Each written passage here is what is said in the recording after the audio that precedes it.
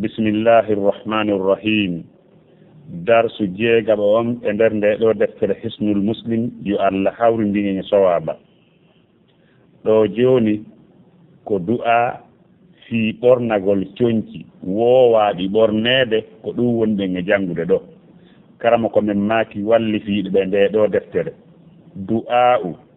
du'a lubusi sawbi bornagol cionci du'a bornagol cionci e hino du'a bornagol cionci yo musidɓe julɓe alhamdulillahi alladi kasani hadha thawba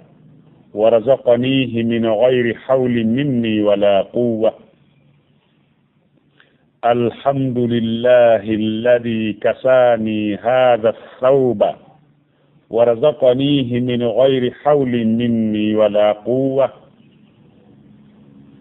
الحمد لله الذي كساني هذا الثوب ورزقنيه من غير حول مني ولا قوة مسيط جلد هرنون on faamaali fiimi fillitike nde laabi tati wonde du'a on ko o filliteteeɗo nde laabi tati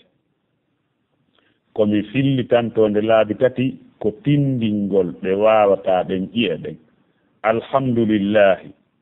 الذي كساني هذا الثوب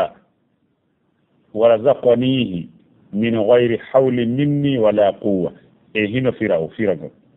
دعاء لبس الثوب أرنغول تونتي nde deftere no organise ɓe musidɓe julɓe nde tawno si goɗɗo fini kaɗoyngol ko ɓuri kon ko ɓortagol si waalo si goɗɗo fini kaɗoyngol o waɗi du'a watteɗe on ɗon ko honɗum o hikkinta ɗon na ɓornagol si o yalta o yaaka duusu ko ɗum ndaaruɓe yewti fii du'a ɓornagol ngol coñci ɗin taw alhamdulillahi yettore woodani allah alladi on allah kasani holtinɗolan haada sawba ngol ɗo coñcol ngol mi ɓornii ɗo foti ko pantalon no wiye sawba koyte sawba ko kala ko ɓornete foti ko tiggaare foti ko dolate kala ko ɓornete no wiye sawba yettore woodani allah holtinɗolan ngol ɗo coñcol wa razaqanihi o arsikinmi ngol ɗo coñcol min gayri hawli minni ko alda e feere immorde am min wala quwwatin wona doole pelletti wona doole men woni ko allah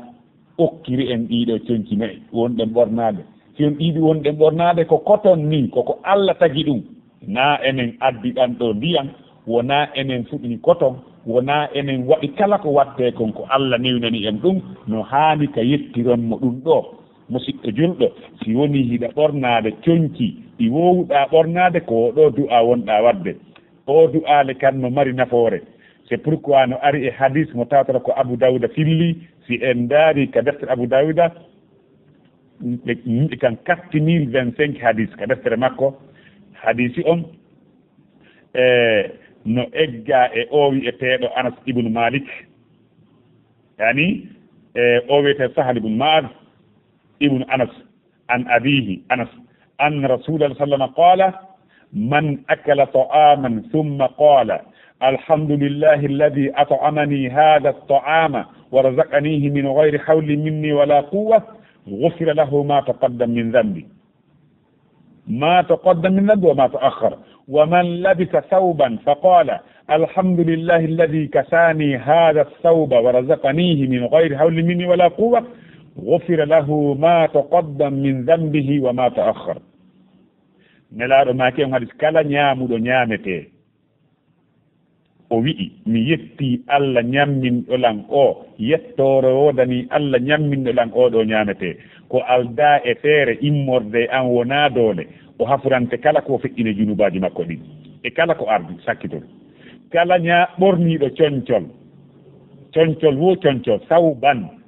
o wi'i yettore wodani Allah holtinɗolan ngol ɗo coñcol o arsikimmingol ko alda e feere immorde a wona doole o hafurante kala ko o feƴƴini immorde junubaji makko e kala ko o sakkiti bi ma'ana ko faanda ko cewɗi ɗi wona jangi ɗin ɗon labudda mina tawba almuhim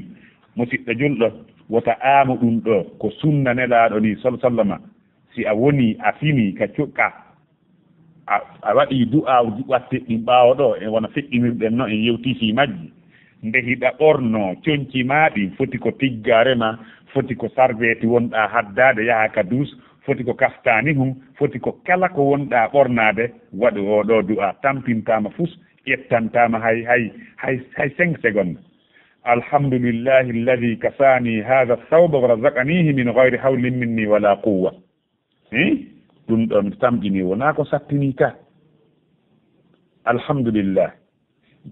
jarnen Allah e alhaaliji men ɗin fof pelletti mo golliri ndeɗo defre hisnu muslim o seerata ɗengal makko ngal no heccini immorde e jantagol inde Allah to ɗon soni kala alhaali muuve mammo watta no woodi ko hanuɗa wadde yo Allah hawrino sawaba ko ɗum ɗo woni komi faami e nder oɗo du'a kadi wallahu a'lam